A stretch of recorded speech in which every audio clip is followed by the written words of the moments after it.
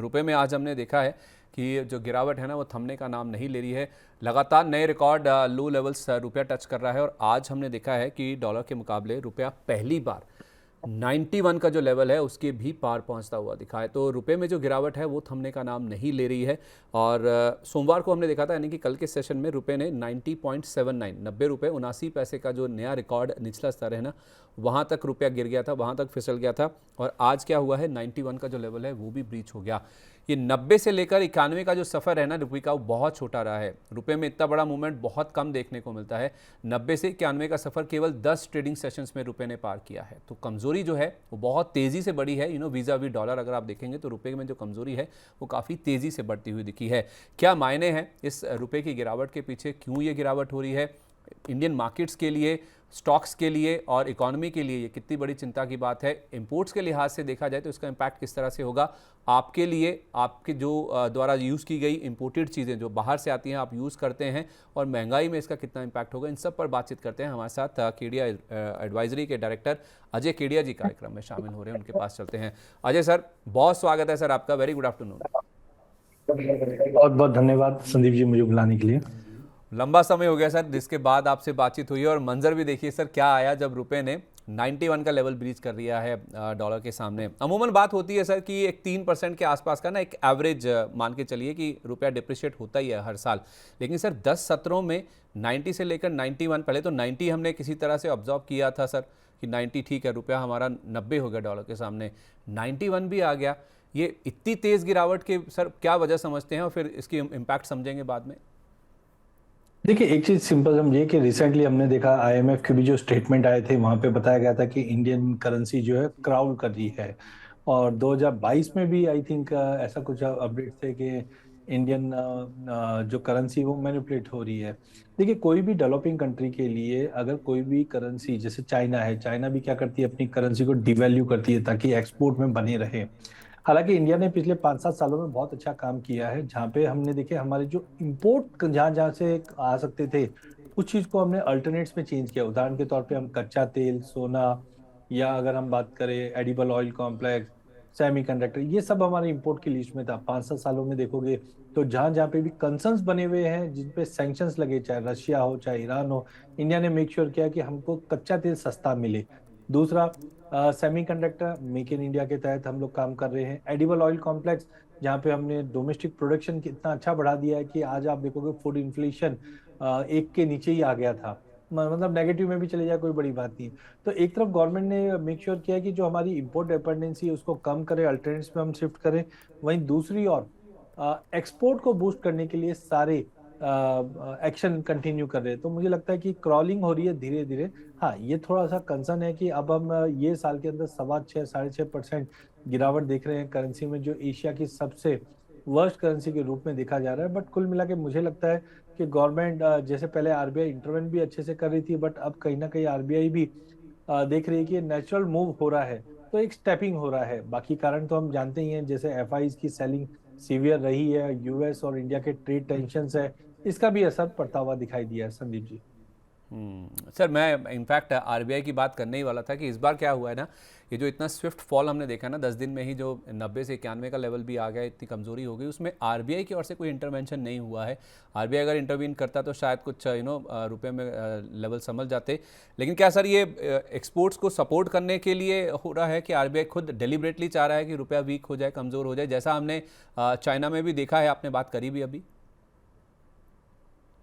नहीं, बिल्कुल मुझे भी यही लग रहा है कि देखिए चाइना भी मेजरली 2016, 17, 18 में जब यूएस कड़ी नजर रखे थे तो वो टाइम पे डीवैल्यू करेंसी को कर रहा था। और अभी भी हमने देखा जब टैरिफ लगा था तो ये चीज स्पेसिफाइडली यूएस ने लिखा था कि जितना ज्यादा आप करेंसी डीवैल्यू करोगे उतना ही टैरिफ और बढ़ जाएगा। इंडिया भी देखिए स्लो एंड स्टेडीली उसी फेज पे है, बिकॉज अब हम अदर इकोनॉमी साइड आ चुके हैं। जो हमारी इंपोर्ट डिपेंडेंसी उसको काफी हद तक कम कर चुके हैं, और एक्सपोर्ट डिपेंडेंट, अगर रुपया अगर कमजोर होता भी है तो एक्सपोर्ट को बेनिफिट मिलेगा।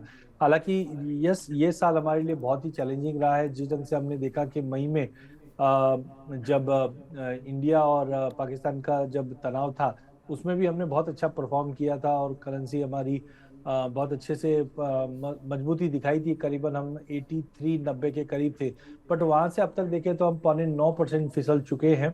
एक तरह से एक्सपोर्ट के लिए अच्छा है, इसलिए आरबीआई भी बीच में इंटरवेन इतना ज्यादा नहीं करी। डिस्पाइट अगर आप हमारे ये रिजर्व्स देखेंगे जो पिछले 10 सालों में उतने नहीं थे, उतना मेंटेन करके चल रहे हैं हम लोग, तो रिजर्व अच्छे हैं, जीएसटी के नंबर अच्छे हैं, ग्रोथ स्टोरी हमारी इंटैक्ट है सब जगह पे।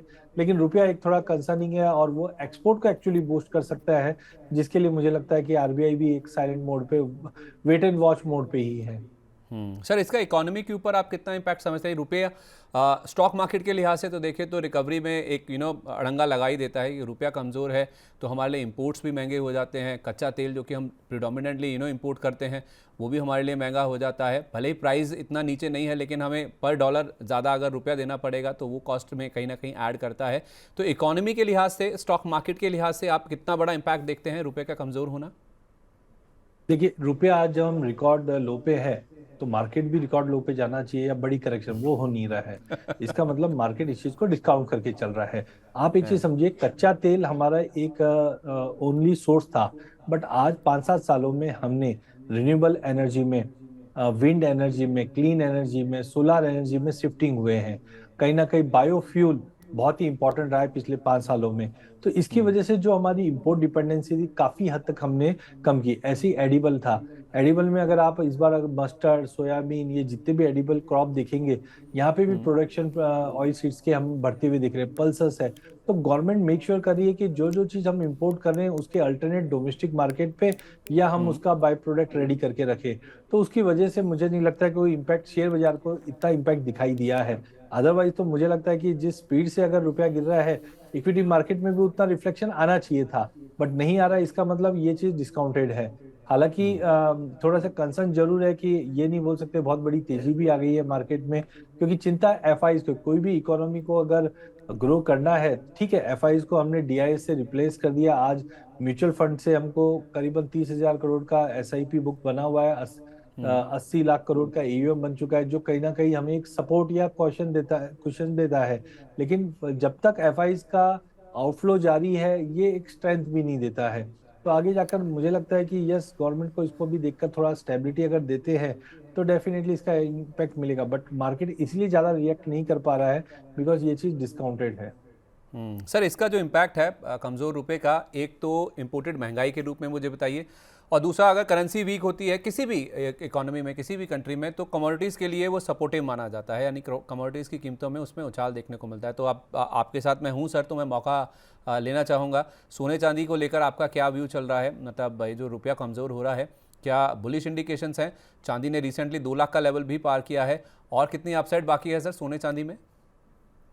देखिए, अगर हम डेफिनेटली रुपए का इम्पैक्ट इकोनॉमी पे भी पड़ते हैं, सेक्टर पे भी पड़ते हैं, और कमोडिटी पे तो डेफिनेटली पड़ता ही है। तो मार्केट पे तो हमने डिस्कस कर ही लिया कि मार्केट इस पे कोई ज्यादा रिएक्शन नहीं दे रहा है, क्योंकि सब समझे हुए कि हमने पूरी प्लानिंग के साथ ये चीज प्ले हो रहा है। सेक्टर वाइज डेफिनेटली इसका इम्पैक्ट पड़ता है। जैसे हम आईटी सेक्टर की बात करते हैं, लेकिन आईटी में इस बार हम ये भी जानते हैं कि यूएस और यूरोप में जिस ढंग से कंसर्न्स बने हुए हैं, उसकी वजह से थोड़ा सा अंडर परफॉर्मिंग था। हाँ, मेटल के अंदर हमने एक अच्छा उछाल देखा। निफ्टी मेटल में हम देखें तो ब्रेकआउट भी है, और यहाँ पे मेटल के स्टॉक्स में, मेटल के स्टॉक के साथ साथ मेटल कमोडिटी में भी, जैसे कॉपर है, जिंक है, इनमें तेजी। लेकिन सोना चांदी सबसे बड़े लीडर है। देखिए, कोई कभी भी जब हम कमोडिटी को देखते हैं, तो जनरली ध्यान में ये आता है कि 10, 12, 15% बढ़ जाती है कमोडिटी, उसके बियॉन्ड तो क्या बढ़ेगा। लेकिन इस बार हमने सोने में लगभग 70% की तेजी एक साल में ही आते हुए देखी है। और सबसे सरप्राइजिंग जो रहा है वो चांदी रही है, जो 128% की तेजी हमने एक साल में आते हुए देखी। देखिए, मैंने भी तेजी देखी थी, और आप जानते ही, हम जब भी मिलते थे मैं हमेशा सोने चांदी में तेजी की बात करता था। लेकिन इतनी बड़ी तेजी एक साल में आ जाए, ये मेरे भी नहीं था। हाँ, लॉन्ग टर्म व्यू मेरा भी मानना है कि $75 का लेवल हम चांदी में देख पाएंगे, जो लगभग 3 लाख रुपए डोमेस्टिक मार्केट में होता है। रुपए की गिरावट भी इसको बेनिफिट करेगी। तो मुझे लगता है यस, 2026 भी मेटल का रहेगा। लेकिन सोने में मुझे लगता है कि थोड़ा ठहराव या टाइम करेक्शन आ जाएगा। बुलिश हूं मैं, लेकिन चांदी और इंडस्ट्रियल मेटल में, क्योंकि जब जिस ढंग से रेट कट्स हो रहे हैं ग्लोबली, तो कंजम्पशन स्टोरी फिर से स्टार्ट होगी, जिसमें बेस मेटल और एग्री कमोडिटी मुझे लगता है 2026 में शानदार दिखेगी। बट चांदी, यस, 3 लाख रुपए दिखा सकता है एक छोटे करेक्शन के बाद। 3 लाख रुपए की हो जाएगी चांदी, ये आप मान के चलिए। 2026 शायद कमोडिटीज़ का ही साल हो सकता है। रुपया भले ही थोड़ा सा पिछड़ जाए, थोड़ा चमक कम हो जाए, लेकिन चांदी में ज़बरदस्त मूव देखने को मिल सकता है। आखिरी सवाल आपसे सर, सोने चांदी की बात होगी, रुपया कहाँ तक फिसलता हुआ दिख रहा है सर? कहाँ तक का ये मतलब ये जो ड्रॉप शुरू हुआ है, कहाँ तक लेके जा सकता है रुपये को? देखिए अगेन ये डिपेंड करता है इंडिया यूएस के रिलेशंस कैसे रहेंगे, गवर्नमेंट के अप्रोच पे। बट हाँ, अगर हम इसको टेक्निकल फंडामेंटल दोनों को मिक्स करके चलते हैं तो टाइमिंग मुझे लगता है कि जिस ढंग से ये गिरावट दिखा रहा है, टेक्निकली लगता है कि ये अब नया लेवल जो दिखेगा वो 9240 से 9250 का रहेगा। हालांकि इसके अंदर यूएस और इंडिया के ट्रेड जो है वो माना जा रहा है कि मार्च के बियॉन्ड चले जाएगा डिस्कशंस में। लेकिन अगर ये सेट होता है तो डेफिनेटली मजबूती भी बने, बट डोंट एक्सपेक्ट कि पहले जैसे हम 87 88 का लेवल देखे। 8850 एक बेस बन जाएगा और 9240 तक का मुझे लगता है वीकनेस दिखा सकता है। ये अगले 3 महीने का व्यू रहेगा। 90 टू 40 तक अगले 3 महीने में रुपया यहाँ से और फिसलता हुआ दिख सकता है। बहुत शुक्रिया आपका अजय सर, आज कार्यक्रम में शामिल होने के लिए, रुपये पर, बहुत बहुत करेंसी पर, धन्यवाद इकोनॉमी संजय। पर अपना व्यू हमारे साथ शेयर करने के लिए। तो ये थे अजय केडिया साहब जो बता रहे थे कि रुपये में 90 टू 40 तक का लेवल अगले 3 महीने में देखने को मिल सकता है, और इसका जो इम्पैक्ट है शायद शेयर बाजार पहले से ही डिस्काउंट कर चुका है, लेकिन कमोडिटीज़ में हो सकता है कि 2026 जो कि आने वाला साल है वो शायद काफ़ी चमक भरा हो सकता है। तो 3 लाख रुपये का लेवल चांदी में देखने को मिल सकता है। सोने में जो चमक है वो शायद भले ही ठहर जाए, ठहराव आ जाए, लेकिन चांदी में चमक अगले साल भी जारी रहेगी, क्योंकि चांदी में एक इंडस्ट्रियल यूज़ का जो इम्पैक्ट है वो भी कहीं ना कहीं देखने को मिलेगा।